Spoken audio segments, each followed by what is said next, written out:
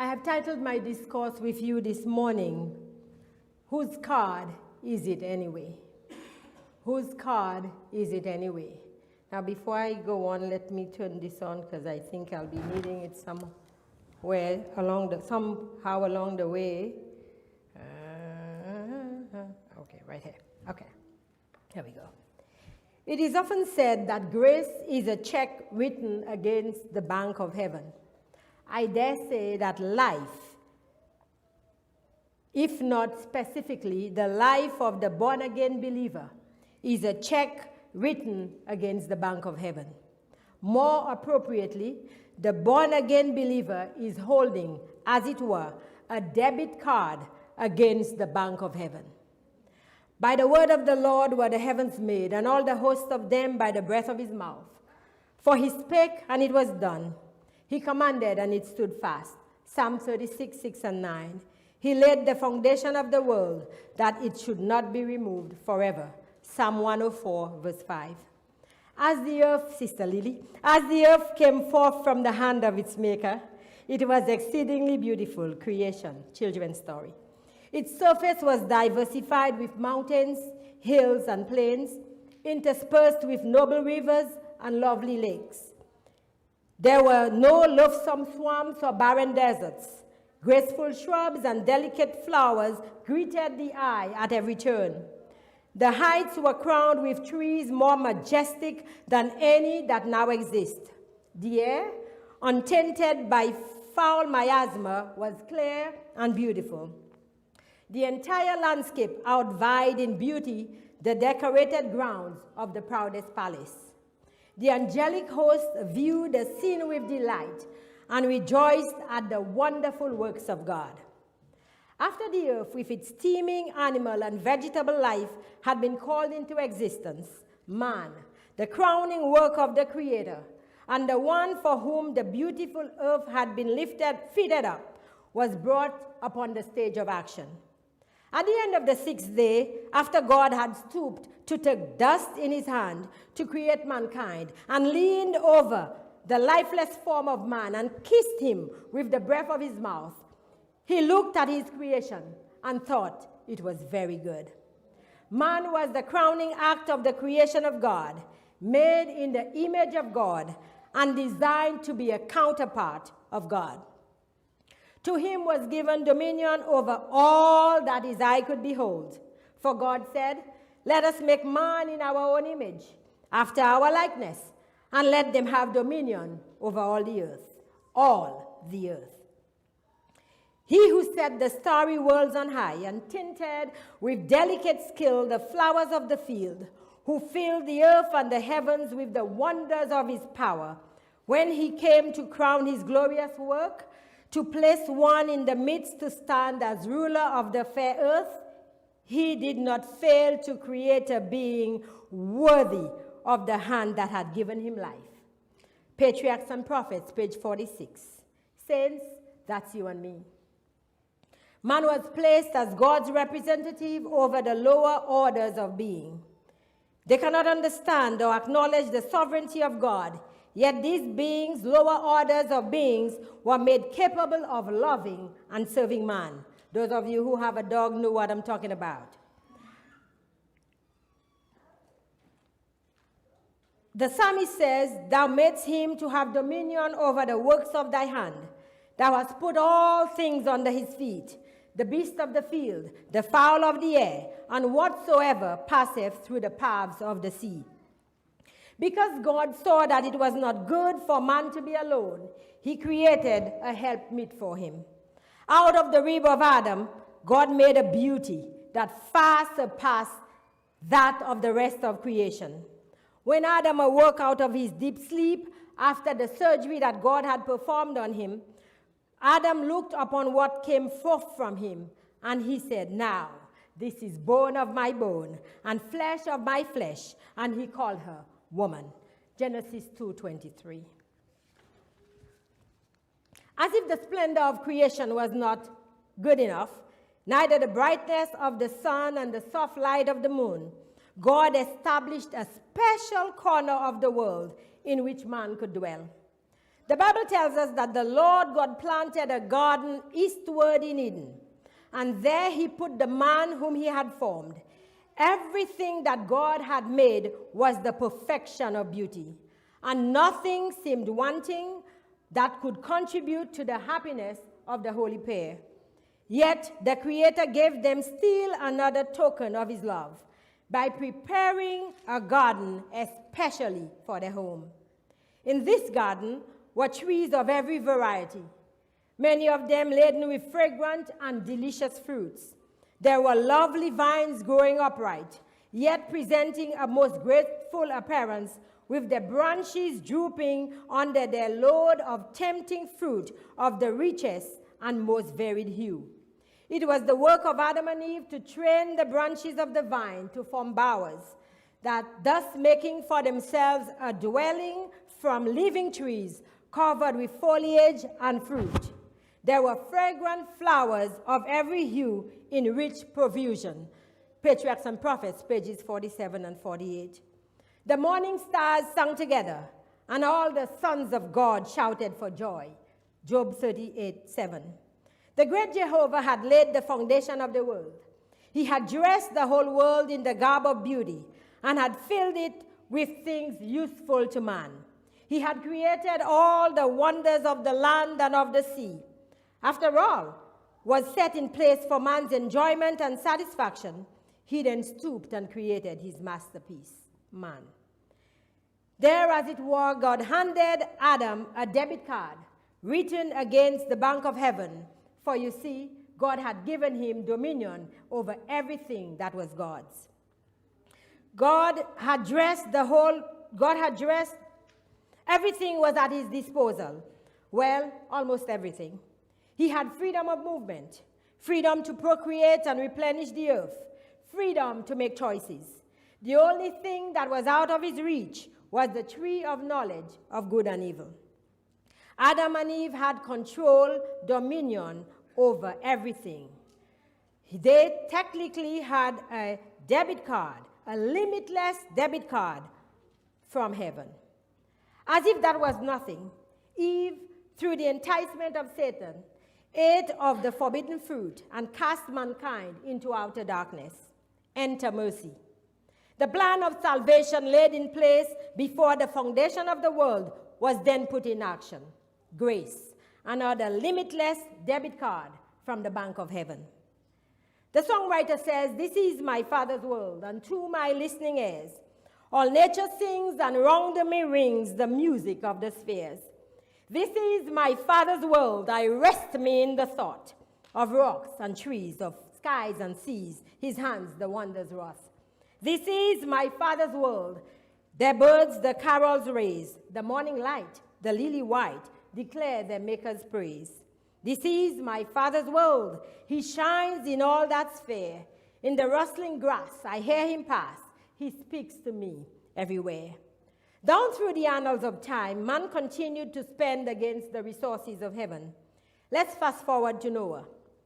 The world was in its infancy, yet iniquity had become so deep and widespread that God could no longer bear with it. And he said, "I will destroy man, whom I have created from the face of the earth." He declared that his spirit shall not always strive with the guilty race.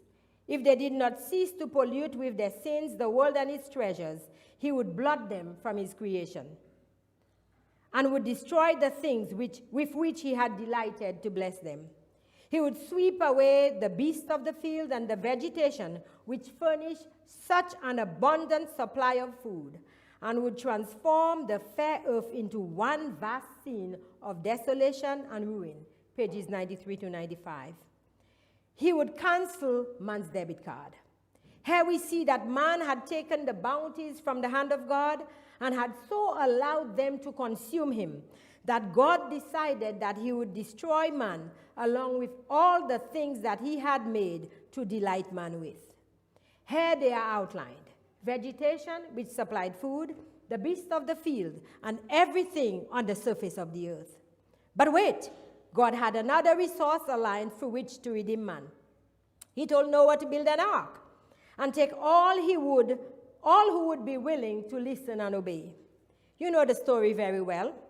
Only Noah and his family were saved, along with the clean and unclean animals in their numbers.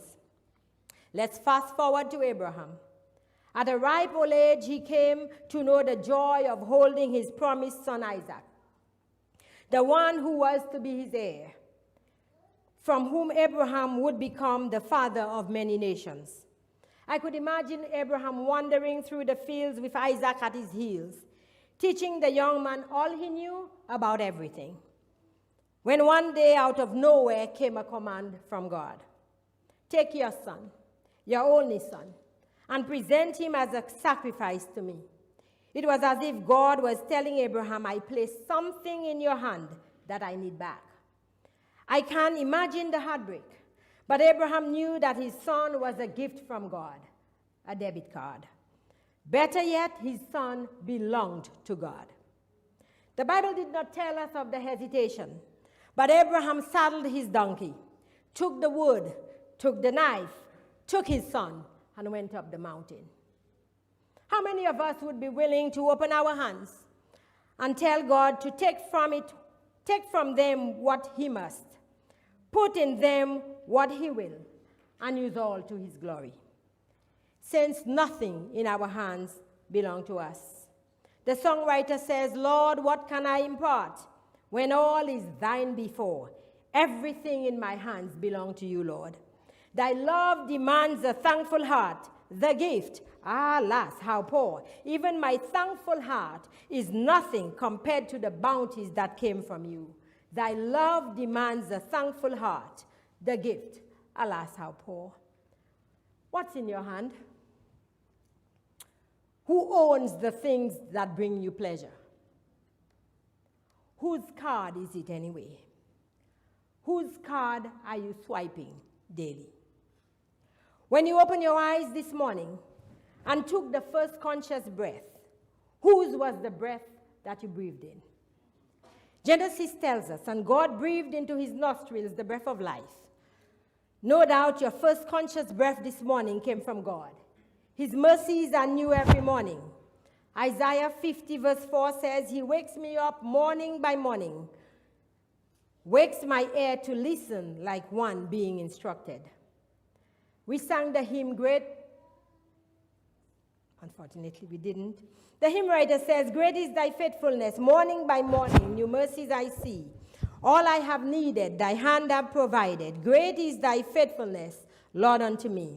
Everything we own came from the hand of God, bounties from the storehouse of heaven.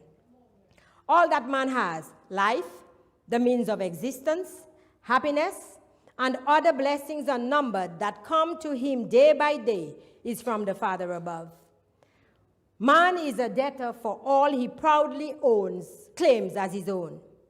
God gives his precious gifts that they may be used in his service. Every particle of the glory of man's success belongs to God. It is his manifold wisdom that is displayed in the works of men, and to him belongs the praise. Youth Instructor, April 4th, 1905. From Abraham, let's walk a little further through the annals of time to find Jacob. Jacob, we know the story very well. We know how he robbed his brother Esau of his birthright. Afraid of what might become of him should his brother find him, Jacob set out of his father's house a fugitive. It was with a deeply troubled heart that Jacob set out on his lonely journey. With only his staff in his hand, he must travel hundreds of miles through a country inhabited by wild, roving tribes. In his remorse and timidity, he sought to avoid men, lest he should be traced by his angry brother. He feared that he had lost forever the blessing that God had purposed to give him. Page 184. Jacob wandered through the wilderness footsore and lonely until he came to a well. It was there that he met Rachel, his uncle Laban's beautiful daughter. It was Jacob now who rendered service, rolling the stone from the well and watering the flocks. On making known his kinship, he was welcomed to the house of Laban. Though he came portionless and unattended, I want us to follow this story very closely. A few weeks showed the worth of his diligence and skill, and he was urged to tarry. It was arranged that he should render Laban 7 years of service for the hand of Rachel. For 20 years, Jacob remained in Mesopotamia, working for Laban. And Laban had changed Jacob's wages 10 times. When Jacob decided to take his family and leave, Laban urged him to stay on. Because you see, Laban knew that all his increase came from Jacob's hard work, diligence, and God's blessing. He essentially asked Jacob to name his price. But Jacob replied, "Don't give me anything. But if you will do one thing for me, I will go on tending your flocks and watching over them. Let me go through all your flocks today and remove from them every speckled or spotted sheep, every dark-colored lamb, and every spotted or speckled goat. They will be my wages. And my honesty will testify for me in the future, whenever you check on the wages you have paid me.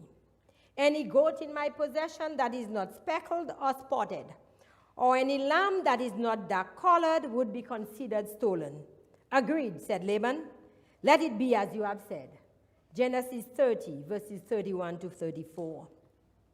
God sent his angel in a dream to show Jacob the secret of mating, to be able to have the animals conceive spotted and speckled offsprings.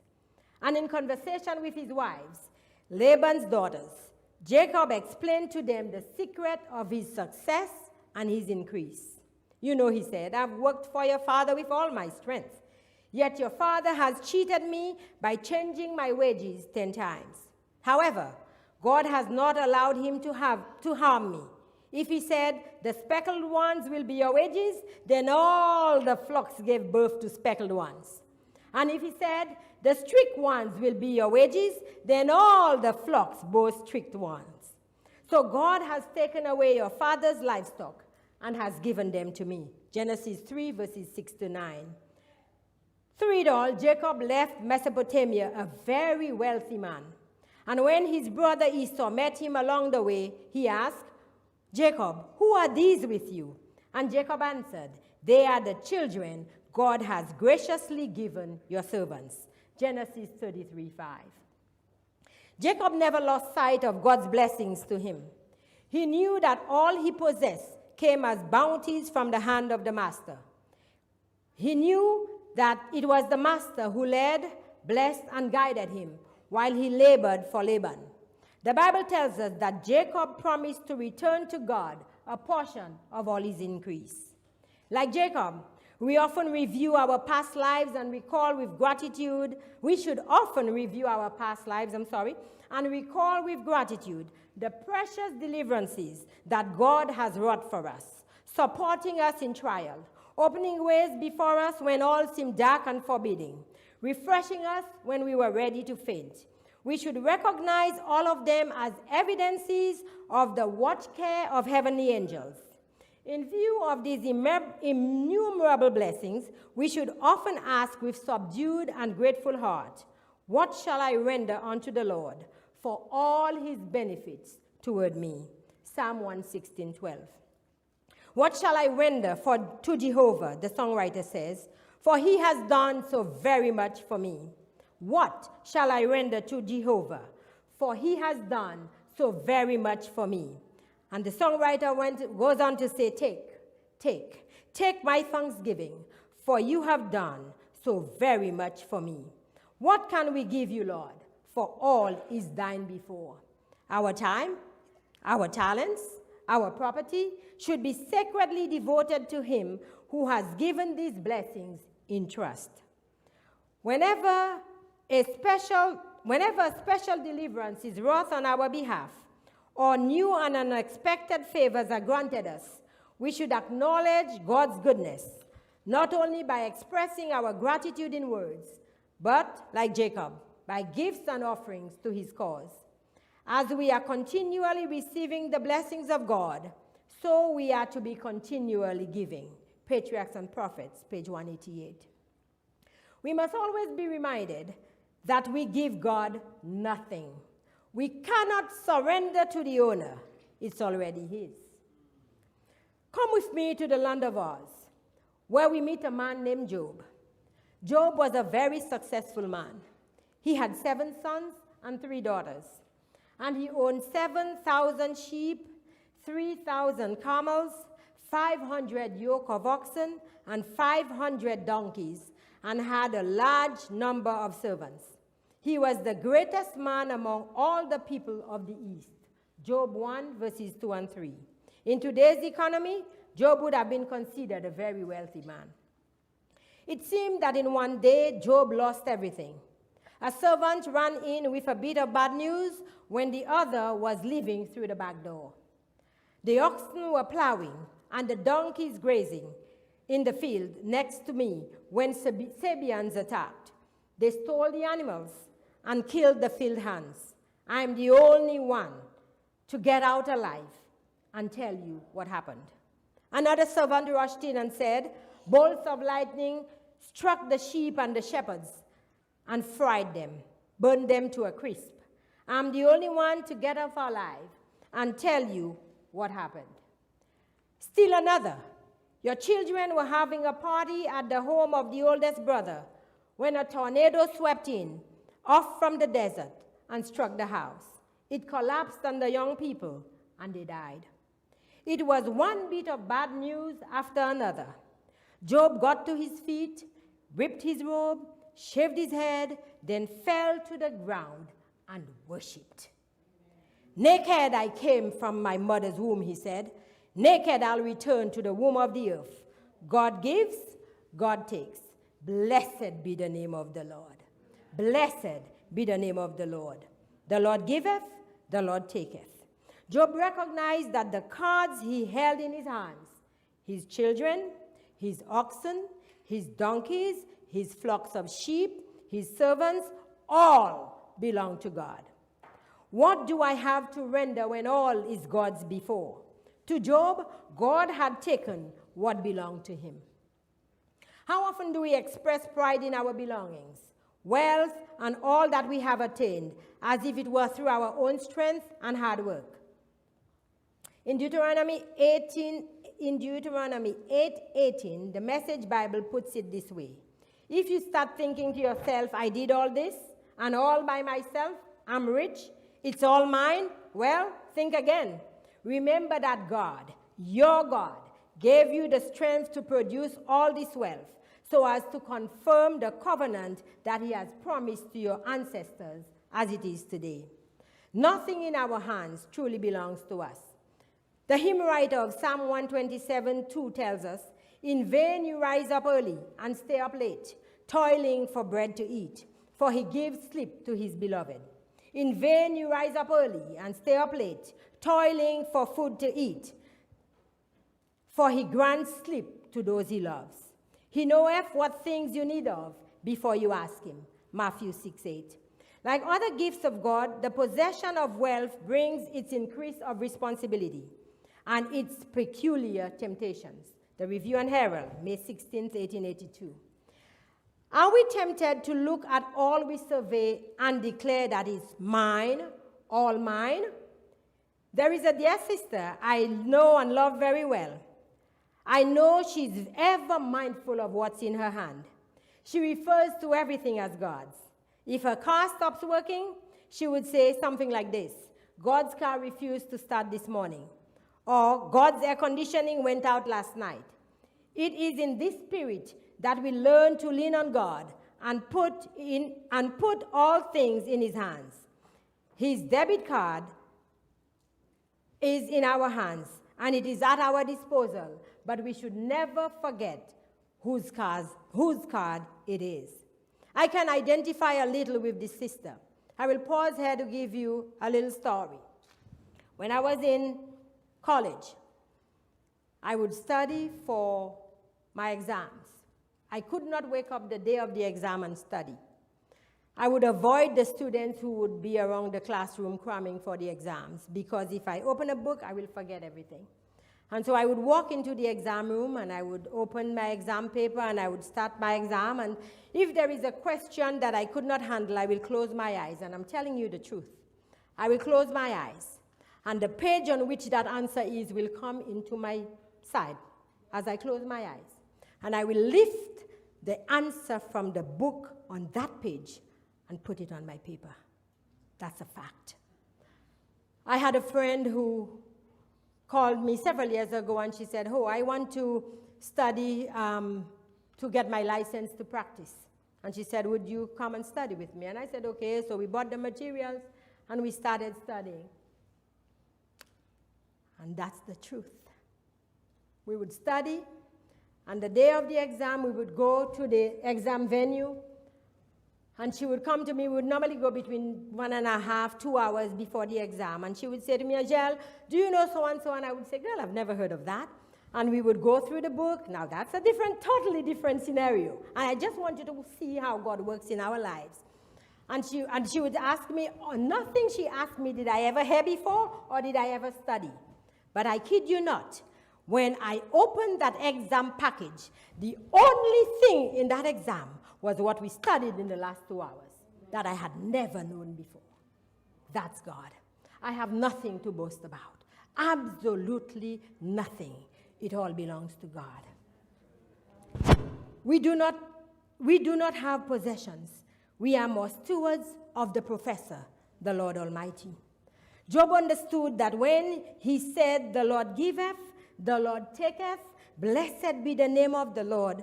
In the second Job understood this when he said, the Lord giveth, the Lord taketh, blessed be the name of the Lord. In the second round of Satan's attack on Job, he brought illness to the point where Job cursed the day that he was born. Yet Job did not curse God, neither did he blame God. He understood that not even his life belonged to him. He understood that the very morning breath was a blessing from the Lord. You know the story very well. When Job's friends came to comfort him, but instead chided him, his conversations with them made life seem more meaningless, that he cursed the day he was born. But then God appeared on the scene to help Job put things in perspective. The Message Bible puts the discourse this way, Job 38. Job, where were you when I created the earth? Tell me, since you know so much. Who decided on its size? Certainly, you know that. Who came up with the blueprints and measurements? And who took charge of the ocean when it gushed forth like a baby from the womb? That was me, Job. I wrapped it in soft clouds and tucked it in safely at night. Then I made a playpen for it, a strong playpen, so it couldn't run loose. And said, stay there. This is your place. Your wild tantrums are confined to this place. And have you ever ordered morning, Job? Get up. Told dawn, get to work? Have you ever gotten to the true bottom of things? Explored the labyrinth caves of the deep ocean? Do you know the first thing about death, Job? Do you have one clue regarding death's dark mysteries? Or do you have any idea how large this earth is? Speak up if you have even the beginning of an answer. Do you know where light comes from and where darkness lives? So you can take them by the hand and lead them home where they get lost? Why, of course you know that. You've known them all your life, grown up in the same neighborhood with them. Have you ever traveled to where snow is made, seen the vault where hail is stockpiled, the arsenals of hail and snow that I keep in readiness for times of trouble and battle and war? Can you find your way to where lightning is launched or to the place where the wild wind blows? Who do you suppose carves canyons for the downpour of rain and charts the routes of thunderstorms? And who do you think is the father of rain or dew, the mother of ice and frost? You don't for a minute imagine these marvels of weather just happened, do you? Can you get the attention of the clouds, Job, and commission a shower of rain? Can you take charge of the lightning bolts and have them report to you for others? Answer me if you can. How well has God blessed us, saints? He gives us shelter from life's stormy weather. He gives us love to keep us together. The steadfast love of God never ceases. His mercy never comes to an end. They are new every morning. New every morning. Great is his faithfulness. He formed the stars, those heavenly frames, the songwriter tells us. He counts their numbers, calls their name. His wisdom's vast and knows no bound, a deep where all our thoughts are drowned. He makes the grass, the hills adorn. He clothes the smiling fields with corn. The beast with food his hand supplies, and the young ravens when they cry. The Father created all these things for the enjoyment of man, knowing if left to himself, man would work himself into oblivion. God even etched out a day among the seven for man to come aside and rest a while. Oh, what love. What a loving Father. What a loving God. Do you think you can beat that? Do you think out of all he has given you, you can outgive God? Think about it. Okay. Capital One in one of his commercials says, "What's in your wallet?" I dare ask, what's in your hand? Whose card is it? Anyway, let's see. Your breath? God's. Your food? God's. Your job? And sorry, I may have chosen one of the most menial jobs. Some of us here are probably have jobs that make us look real good and help us dress well fine. Your job? God's. Your money? God's. Your home? Fine, 3,000 square feet, 4,000 square feet, whatever it is. Sorry, God's. Your children? They are heritage from the Lord. God's. Your car? God's. Whose card, I dare say, whose MasterCard are you holding in your hand? Whose card is it anyway? It's God's.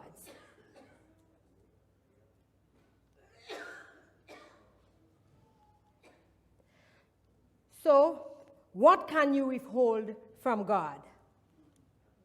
Nothing. I beg you, stop trying.